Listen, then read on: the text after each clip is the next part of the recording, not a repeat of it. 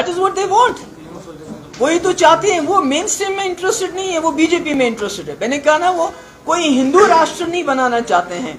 वो इस मुल्क का कॉन्स्टिट्यूशन खत्म करके, इस मुल्क के झंडे को भगवा झंडे में तब्दील करके बीजेपी राष्ट्र बनाना चाहते हैं।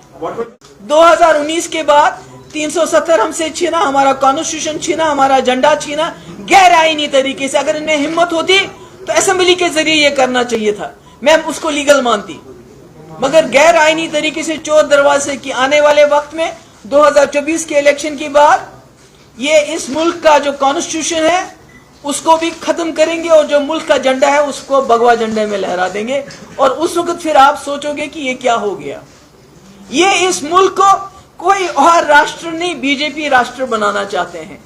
जो कुछ हमारे हिंदू भाई हैं जो हिंदू राष्ट्र के नाम पे बड़े खुश हो जाते हैं कि हिंदू राष्ट्र बनेगा, शायद उनको अंदाजा नहीं है कि कोई हिंदू राष्ट्र नहीं बनाने वाले, ये बीजेपी राष्ट्र बना रहे हैं।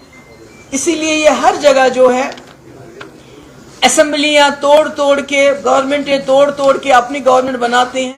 देखिए, अब ये इलेक्शन का मसला नहीं है। जो पार्टी इलेक्शन करती रहती थी उनके लिए भी ये सबक है। मुझे लगता है हमें अब रेजोल्यूशन ऑफ कश्मीर प्रॉब्लम पे ज्यादा स्ट्रेस देना चाहिए, क्योंकि जब तक कश्मीर की समस्या रहेगी तब तक बीजेपी जैसी जमातें इसका शॉर्टकट ढूंढती रहेंगी और इसको एक्सप्लॉइट करेंगी। क्योंकि जो हमारे यहाँ बच्चे रेडिकलाइज हो जाएंगे, जो इस वक्त बंदूक उठा रहे हैं, ज्यादा लोग मिलिटेंसी में जा रहे हैं। हमारे कश्मीरी पंडित भाई, अभी ये सुनील हमारा लड़का मारा गया, हमारे पुलिस के लोग मारे जाते हैं, सिक्योरिटी फोर्सेस के लोग मारे जाते हैं। हर एक खून की बूंद की कीमत बीजेपी मुल्क में वसूल करती है अपने इलेक्टोरल बेनिफिट्स के लिए। क्योंकि जब पुलवामा में हमारे कई लोग शहीद हो गए तो उसके बारे में पूरे मुल्क में उन्होंने चर्चा की, मगर जब चाइना ने हमारे 20 नौजवान मार दिए गए, उनको शहीद किया, तो उस वक्त कोई आवाज नहीं निकली, क्योंकि उससे उनको इलेक्टोरल बेनिफिट नहीं मिल सकता। इसलिए जो कश्मीरी पंडित्स की पेन है, जो उनकी किलिंग है, टारगेट किलिंग है, या हमारे सिक्योरिटी फोर्सेस मारे जाते हैं या कोई और मारा जाता है, उसको वो खून जो है वो बीजेपी के लिए आज वोटर के उसमें शक्ल में उसको मुआवजा मिलता है।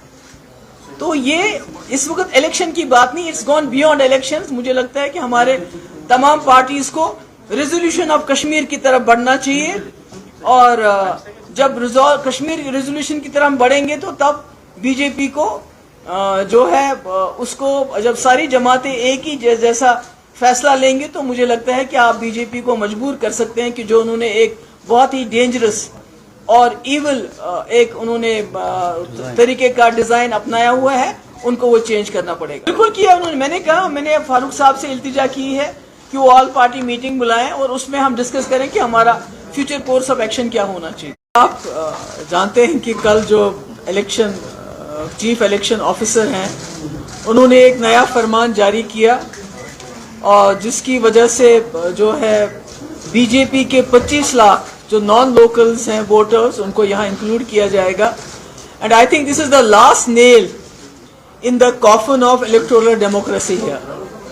पहले जो इन्होंने रिगिंग करनी थी वो तो आधी रिगिंग कर दी, जिस वक्त डिलिमिटेशन कमीशन यहाँ बनाया, और उसमें जितनी जेरीमैंडरिंग होनी थी वो सब कर लिया, और जिसका नतीजा ये हुआ कि जो उसकी हेड करती थी उस पैनल को, उसको अब बड़ी अच्छी तरह से रिहेबिलिटेट किया गया, शी हैज बीन रिवॉर्डेड। तो मेरा ये कहने का मकसद है, मैं लोगों के, अपने मुल्क के लोगों से ये कहना चाहती हूँ कि ये जो जमहूरी निज़ाम को यहाँ मस्क किया जा रहा है, डेमोक्रेसी को यहाँ खत्म किया जा रहा है, या मुल्क के लोगों को समझना चाहिए कि जो जम्मू कश्मीर एक मुस्लिम मेजॉरिटी स्टेट ने इस मुल्क के साथ हाथ मिलाया था, ये सोच के क्या हम जमहूरी मुल्क का हिस्सा बनेंगे। बताना चाहती हूँ कि हिटलर ने कितना जुल्म किया पर ज्यूस को वो खत्म नहीं कर सका। इसराइल कितना भी जुल्म करे तो फलस्तीन को खत्म नहीं कर सकता, ना उनके रिजॉल्व को खत्म कर सकता है।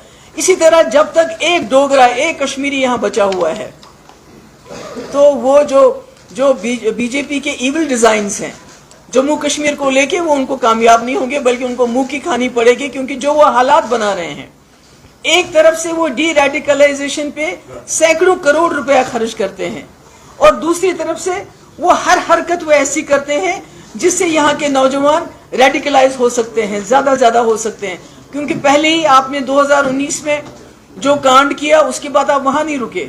اس کے بعد آپ نے یہاں کے نوجوانوں سے ان کی زمین چھینی, ان کا روزگار چھینا, ان کے ریسورسز چھینے, ان کی آزادی چھینی, ان کی ڈگنیٹی چھینی, ان کو جیلوں میں ڈال دیا, ان کا جینا حرام کر دیا. اور اب ایک ان کے پاس ووٹ کا حق تھا کہ ووٹ ڈال کے وہ اپنی پسند کی حکومت چنتے, اپنے پسند کا ریپرزنٹیٹو چنتے.